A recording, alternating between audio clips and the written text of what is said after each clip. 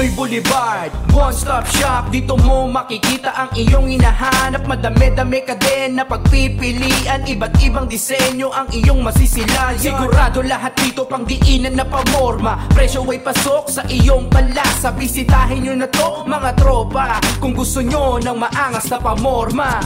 Motos Battle League Ambush 7. Nandito kami ngayon sa Branded Muñoz sa Quezon City. Pangalawang laban ng araw na to. Magingay tayo para sa parating nating laban, oh. Siyempre gusto ko magpasalamat sa Branded sa pagpapahiram ng venue palagi. Sa Crown Manila, sa Pastry Vapors, Ian Angeles, siyempre sa 100% Bado Boutique, kay Team Kaaway, sa Blacksmith Jewelry, sa Pinoy Boulevard 2.0 sa Taiwan, kay Madam Erlyn Xiao, siyempre, at sa iba pa mga tropang palagi nakasuporta sa atin. Siyempre shoutouts din sa Rap Lines, shoutout sa Taite, sa aircon ni Da Vinci, yan, sa longganisa ni Nego G, yan, solid dyan. Sa Dahagda, shoutouts kay paring Ama, shoutout sa inyo dyan. Pero ito, laban to sa kanan, galing pa na Sampaloc, Manila, mag-ingay para kay Drag Neil. Lyrically passionate, Dahagda, artistic, shoutout din sa mga kasama ko na nandito. Love you lang. Thank you. Yun, sa kaliwa naman, galing pa ng Sukat, Muntinlupa, mag-ingay para kay Chino High. Chino High, Tabing Lawa. Yun, hindi pa kami nagko-coin toss. Ngayon kami magko-coin toss. Mas malayo ang Sampaloc. Ay, hindi, ito, Muntinlupa, Tao Ibon. Heads. Sino na? Nanalo si Drag Neil, pinili niya mauna si Chino High. Unang banat para kay Chino High, ambush. Pakinggan natin. Yo! Yo! Pangalan neto Drag Neil. Pinapakilala ko si Cap. Mandirigma ng online battle rap kung saan sa next beat ka na pwede mag-rebat. Pag nagandahan sa sariling sulat, sila na din mismo papalakpak. Talagang parang tanga sapagkat tumitigil pa pagkatapos mag-bars para namang may mga crowd na magre-react. Ang pangalan neto Drag Neil. Mandirigma ng online battle rap. Labanan kung saan pag nag-joke ka sa pag-i-spit, pwede i-crap mga legit na whack panay, upgraded na crack. Unang salang pa lang sa F to F nitong drag, nakabangga agad parak, brad. Bilang bagong salta ay tatarakan ko agad to ng Odin Sword. Atras abante yung saksak para yung sugat mag-open close. Puputukan sa bungo ng super close. Ganyan pagpalumpalo sa battle boss. Parang foreign horse. Matagal na tong high, brad. Alam yan sa motos loads. Kaya kahit tirahin ko ng tirahin tong drag, hindi ako mau-overdose, boss. Pasalamat ka, maikli lang yung binigay na palugit para tapak-tapakan kita sa gubat na to. Patalim aking ginamit sa pagguhit, kaya asahang ma-update tong mga sulat sa'yo. May kasamang pagmamayabang. Tong kada upak pagkat sa'yo lang din nahataw tong kada buhat bangko, bano. Pangalan neto Drag Neil. Tunog Bisayang adik. Nung sinado fight ko to last week, lap trip, lumabas na imahe sa aking isip. Pack shit, naka-skinny jeans na pants habang naka 2XL na hype beat, panis. Kay Bisa Cool sa pool swag. May kanta siyang gamit ay beat ng On the Wings of Love, para daw yun sa kanyang chicks na may gupit na long back. Nakita ko kanilang pic, parang magkapatid na ong back. Oh God! Pangalan ng grupo nila, Lyrical Passionate. Hindi man lang nilagyan ng konting angas o ingay. Lyrical Passionate, puta, para kayong mga rapper na reseller ng clothing line, mga bay-na-bay. Mga bano, Diyos ko po. Hindi mo alam kung bakit mas pinili pang maging rapper na itong mga nag-construction worker na lang sana. Eh di dapat pasakay-sakay ka na lang sa service nyo na truck sa umaga. Di baling mainit at pagod. At least siguradong kakara. Tsaka sigurado na yung 500 mo na rate, may tansupang kasama, di ba? May tansupang kasama, di ba? Tarantado, malala ka. Sobrang random ng rap ko, halatang para madali lang maalala. Hindi na para papag-isipan ka ng mga barang panagasa. Ang importante para sa akin ngayon ay meron akong round 3 na kasama. Sana. Time. Time, unang banat para kay Dragni. Anong tanso? Kanina pa lang naisip ko na. Yung tanso na sinasabi mo, nasa ngipin mo na. Game. Ito pala yon. Late mo pala sa personal. Short guy nga si Toto. Alam nyo kung dito naging tao o kaya kung siya'y naging puno? Bonsai ka siguro! Ang haba pa ng baba. Kaya ba Chino High? Feeling in-check na mukhang Bisaya, dapat pangalan mo Chino Bay. Unang kita ko sa'yo kanina, akala ko si Chokes ka. Lap trip ka talaga. Kaya pala wala ka na sa ML, rapper ka na pala. Kasi may kanta yan. Mala J Mara. Poser ka ng estilo. Parang si J Mara yung expectation, tapos ito yung dumating na order na galing Temo. Pero saludo sa may mga kanta. Tsak gets nyo ang pagrarap. Kala mo nagchochok, pero saludo sa may mga kanta. Tsak gets nyo ang pagrarap. Gusto ko sana i-cover kanta mo. Pag trip ko, magpakawak. Pag trip ko, magpakawak. Kasi, yung mga banat niya, actually, kung magpakawak. Putang ina. Pero alam mo, sa music video, sa performance dapat pag-igihan yan. Yung sayo ang pangit tapos yung boses parang napilitan lang. Wala pang Pasko, may pasabog na. Di na dapat na tanungin. Walang may pake, monotone ka, tila batang nangaruling. Pabasa pa yan mag-rap. Kala niya yung kanyang tono, colorful. Puking ina nung napakinggan ko yung huli mong nirelease, parang kanta ni Plasma na hindi naka-horrorcore.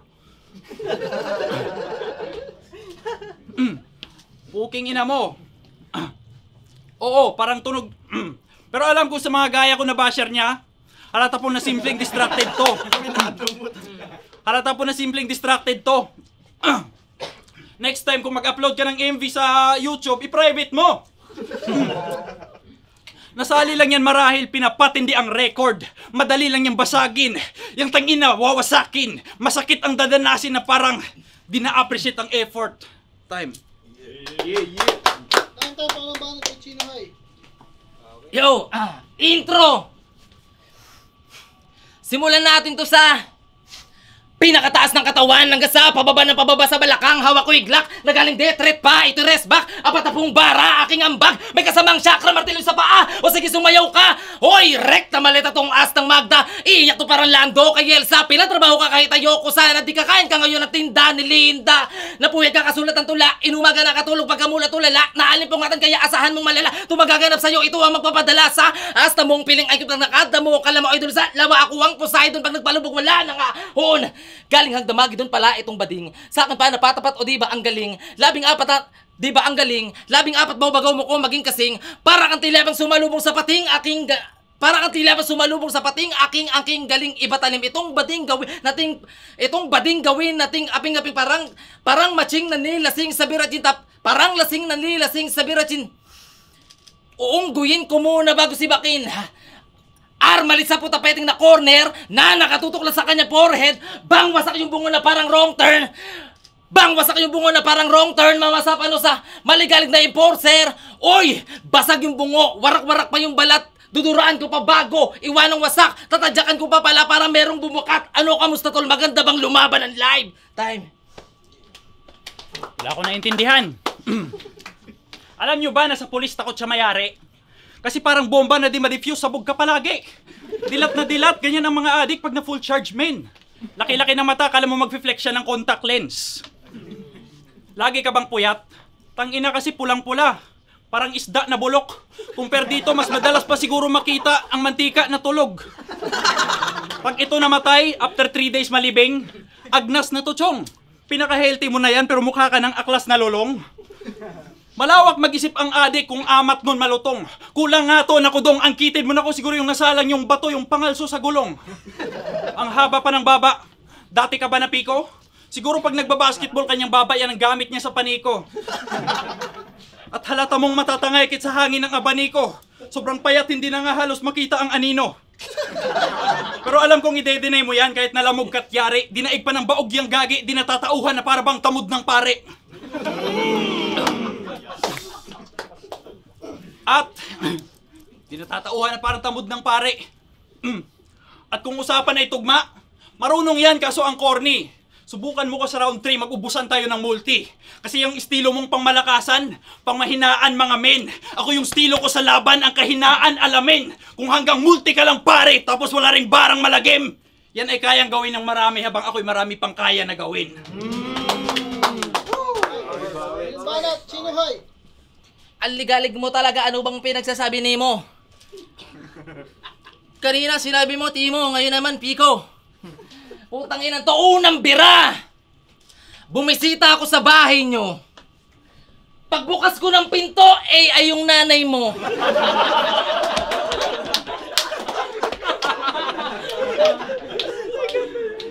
Yung tatay nito, OFW, maganda record, walang makabit. Unang-unang tao na binubulsa yung bato ng pyramid. Putang ina mo. Dahil joke lang. Hindi totoo yun. Bakit mag-aangas ka dito? Wala ka naman dalang Derringer. Tangina, online battle rap. Ano yun? Pag may nag-champion yung tropeo, sinesenda lang sa messenger. Tangina, online battle rap na lang. Video na lang, nachuchoke ka pa. Puking ina mo, nagtatanong ka, sino gusto mag-rap? Ay, sino gusto ng rap speed? Puta, parang may crowd. Puta na, nachuchoke pa sila. Pwede naman ilagay yung cellphone tapos yung kode ko sa likod. Hindi nyo naisip yung puta mga utak tuod. Sino may mga taga-hagda dito? Ikaw? Hindi mo rin ginawa yun?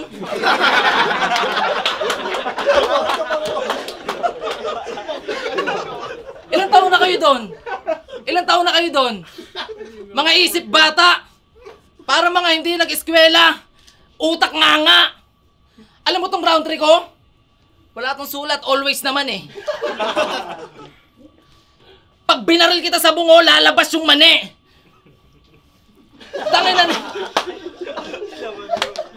Tangina na ito. Okay yung get up.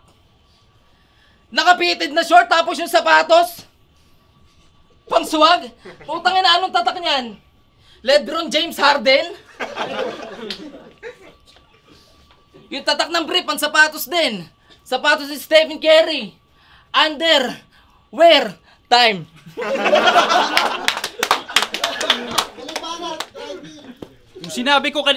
Nung sinabi niya kanina, di ko trip yung angle. Anong inuwi ng papa ko yung bato ng pyramid? Yung papa mo inuwi yung camel. Puking ina mo. Pansin ko lang pare. Madalang ka mag-rebat. Didiretso yan ng 8 lines nang nakamulti sabay. Wala man lang nag-react. Ginagawa na yan nila ni Archer, Cygnus, Lance, Invictus, ni Guji saka marami pa. Dito rin pa madadali ka, silhouette na ninutila, di ko kita pagkakaiba. Ang point ko lang naman, walang espesyal kung kaya mo yang gawin. Hindi ang multi kundi ang punto yung dapat tumatalim. Ako kaya ko maging sick bro habang gumagaling. Ikaw, gusto ka agad umani kahit na wala pa tong natanim. Bakit? May narating ka na ba sa buhay? Kung wala, manahimik na. Yung mga sa isip niya. Umangat, bumagat, sumapat. Hoy tanga, managinip ka! Di ka ganon kagaling kaya wag mo kong yabangan. Oo sa atin ikaw yung maugong pangalan dahil sunod-sunod kang nanalo. Saludo na lamang. Kaso ano nga ba kahirap mag-win streak pag mga bobo kalaban? Di yun karangalan kaya di mo ko matitake over tanga. Kumbaga sa baraha, ikaw yung bago kasi may joker ka pa.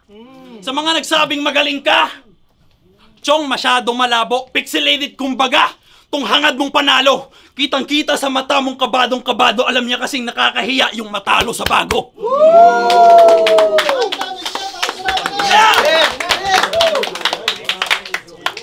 Motos Battle League, Ambush 7, Chino High versus Dragnil. Kung nagustuhan niya, magingay pa kayo isang beses para sa kanilang dalawa.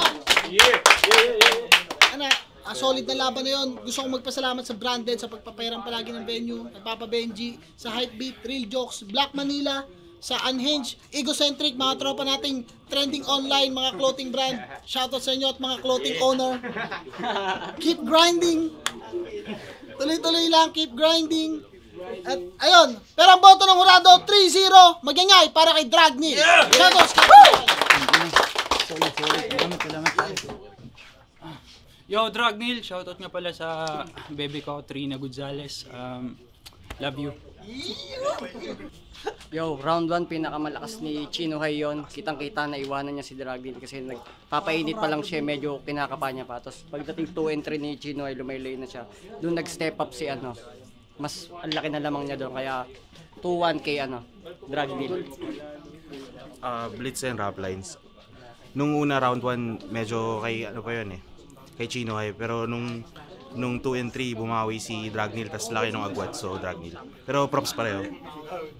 Ayun, Dragneel versus Chino Hay, binoto ko. Round 1, bigay ko yung kay Chino Hay dahil sa naging starter ni Dragneel dun sa round 1. Pero kahit pa paano, dikit pa rin yung sa round 1 na yun. Pero para kay Chino Hay talaga yun. Tapos yung round 2, since nag-reference sa nag-graph skills na si Chino Hay doon, parang hindi tumaman ng direkta dito kay Dragneel.